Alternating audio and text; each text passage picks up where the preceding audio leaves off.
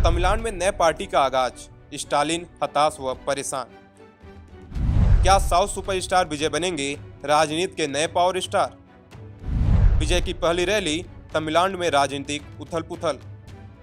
Superstar का निशाना स्वार्थी परिवार को है हटाना। तमिलनाडु में एक और क्षेत्रीय पार्टी तमिलगा वेत्री कजगम यानी टीवीके ने अपना आगाज कर दिया है, जिसके बाद स्टालिन हताश व परेशान है। साउथ सुपरस्टार विजय की पार्टी टीवीके तो 8 महीने पहले ही लॉन्च हो गई थी, लेकिन साउथ सुपरस्टार ने अपना पहला सम्मेलन रविवार यानी 27 अक्टूबर को किया। इस कार्यक्रम में लोगों को संबोधित करते हुए सुपरस्टार ने अपनी पार्टी का रोड मैप और रूपरेखा बताई। चलिए आगे जानते हैं कि टीवीके पार्टी की घोषणा पत्र में किन किन बातों पर जोर दिया गया। टीवीके का घोषणा पत्र: राज्यपाल का पद हटाना, भ्रष्टाचार मुक्त प्रशासन बनाना, महिलाओं के लिए समान अवसर, जाति आधारित जनगणना करना, विधायकों के लिए आचार संहिता, धर्म जाति रंग आदि के आधार पर भेदभाव को दूर करना, अदालतों में प्रशासनिक भाषा के रूप में तमिल को बढ़ावा देना, केंद्र सरकार की जन विरोधी नीतियों का विरोध, तमिलनाडु के लिए 2 भाषा नीति, तमिलनाडु को नशा मुक्त बनाना, राज्य सूची के तहत शिक्षा को बहाल करना।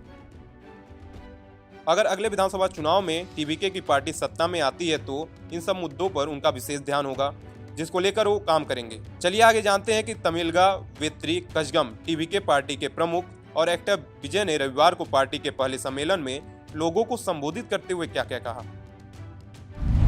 साउथ के सुपरस्टार और टीवीके के प्रमुख विजय ने डीएमके का बिना नाम लिए इसे स्वार्थी परिवार की पार्टी बताया। सुपरस्टार ने कहा कि एक फैमिली अंडरग्राउंड डीलिंग के जरिए लोगों को लूट रही है।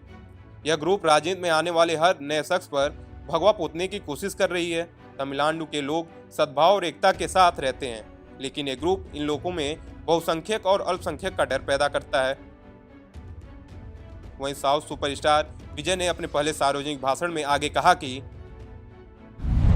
बांटने वाली राजनीति से देश को खराब करने वाले लोग टीवीके के मुख्य वैचारिक दुश्मन हैं।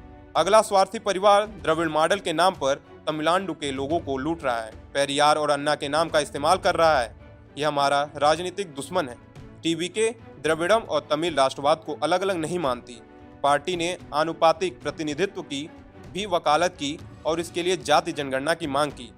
इस दौरान पार्टी के कार्यक्रम में विजय को एक तलवार और संविधान, भगवद गीता, कुरान और बाइबिल की प्रतिमा भेंट की गई।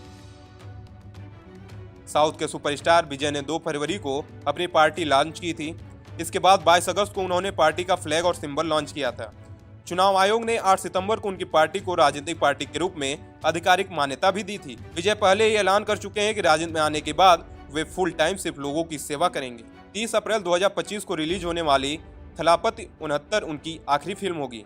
अब साउथ के सुपरस्टार के आगमन के बाद डीएमके की टेंशन बढ़ी हुई है। टीवीके के पहले सार्वजनिक भाषण में सुपरस्टार विजय को सुनने के लिए लोगों का हुजूम उमड़ा।